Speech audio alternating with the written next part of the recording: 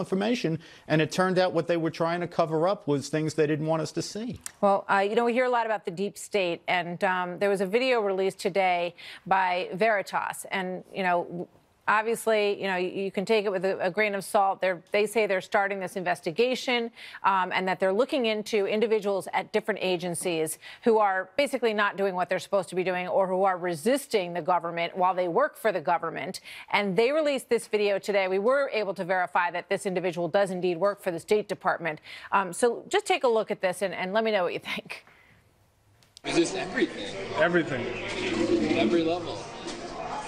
I work for the State Department. I mean, I'm a civil servant, so I'm a union member and all that good stuff. And now I'm just straight like 8:30 to 5, so it gives me so much more time and like emotional bandwidth to do all this stuff. So like it's that I'm gonna do DSA work. Yeah, pretty much. And I'm the contracting form. I put all of my like officer positions on it, and somebody just like rubber stamps it, and it goes forward. So he's saying he works for the Democrat Socialists of America and that he does a lot of his work while he's at work at the State Department. And it's pretty easy to pull it off because, you know, even though he filled out all the ethics forms, people just rubber stamp him anyway. And he just hates his job, and he just basically punches in from 8:30 to 5. It's unbelievable.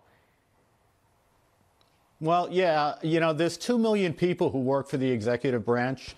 So, you know, the thing you have to wonder is this guy emblematic of something widespread, or are most people going about their jobs and you have a few bad apples? And I guess we'll have to see. Well, what do you think? Well, you know, look, I think that President Obama was president for 8 years.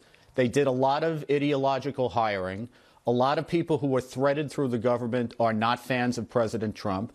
And it wouldn't stun me to learn that they were, you know, pushing against the tide.